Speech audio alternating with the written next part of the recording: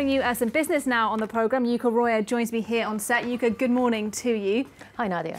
We're going to be starting us off then, taking a look at the business reaction to those yellow vest protests we've been talking about on the programme. And they've really had a serious impact already, haven't they, on the retail sector here? In the Christmas shopping season, at least. Saturday's riots in central Paris saw major department stores like the Galeries Lafayette and Printemps evacuate customers and pull their shutters down early. Now, the protests have hit the retail sector at a crucial time of the year, the pre-Christmas shopping season. Across the nation, the number of people going to shopping centres fell by 14% year-on-year on average and up to 19% in some cities, according to CNCC. Supermarkets are hit hard too. The French Federation of Retail and Distribution estimates that sales dropped by as much as 35% at the first weekend of protests and by 20% at the second. They're still assessing the impact of the latest wave of protests, of course, this past Saturday.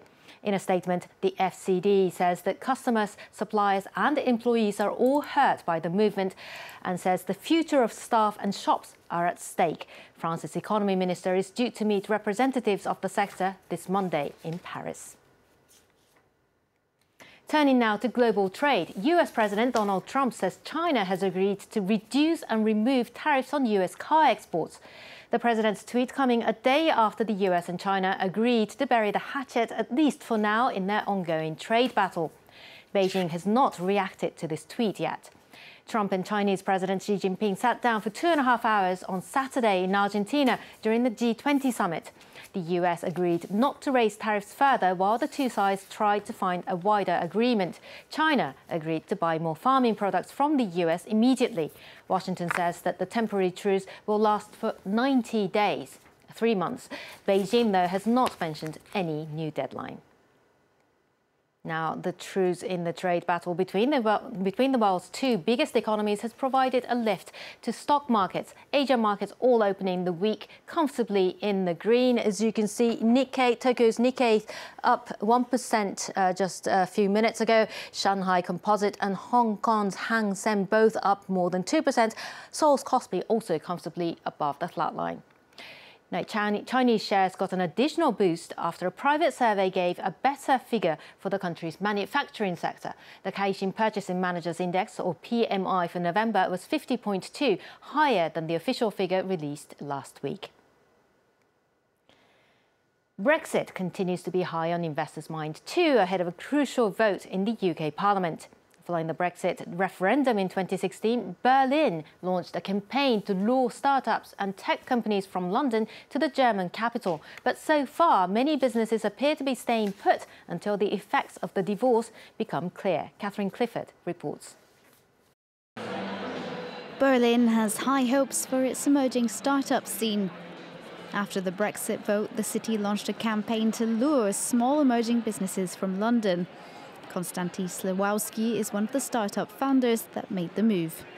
About 3 years ago, when we would reach out to people with regards to opportunities in Berlin, the answer that we got very often was that they're more interested in London. Whereas since the Brexit vote, what we have seen a lot more of is people not being so interested in London. Actually, that has completely dropped off a cliff edge. In 2017, more than €2 billion was invested in startups in the German capital, an increase by over €1.2 billion. But there's no data yet available about exactly how many companies have decamped there since. Misha Gopal, the founder of FatMap, says Brexit was not the primary reason for his move. Ultimately, the problem that most startups, our company included, is trying to solve is no more or less relevant because of Brexit. So we go where talent is, and ultimately that means anywhere and everywhere. Brexit presents all sorts of challenges, but actually what the impact is for small companies really isn't clear yet. So the German capital will have to wait until the aftermath of March 29th to see whether its campaign will bear the fruit intended. Well, protests and riots have hurt shoppers here in France, but elsewhere, the Christmas shopping season is going into full swing. One iconic toy shop in New York has made a surprising comeback. FAO Schwarz reopened in November after suddenly shutting down 3 years ago. Its new site is in Rockefeller Plaza and it's much smaller than the original store. FAO Schwarz was previously owned by Toys R Us, which liquidated all of its US stores earlier this year. And while the new store is set to be experimental, shoppers are hoping it will stay in Manhattan. It is about the experience. You don't have the same feeling when you go into this store that you would have sitting in your home online. You don't get to interact with a sales staff that has been, applied for their job going on a stage. You don't have costume characters. You're not able to work with a mechanic to build your own car. It seems magical and expensive. And it's in New York City. Yeah, and it's in New York. It's fancy. Yeah. It's fancy. It's not like Our toy stores are always magical, aren't they? Especially at Christmas. It's certainly at Christmas indeed. Yuka, thank you very much. Yuka Roy there with our business update on the programme.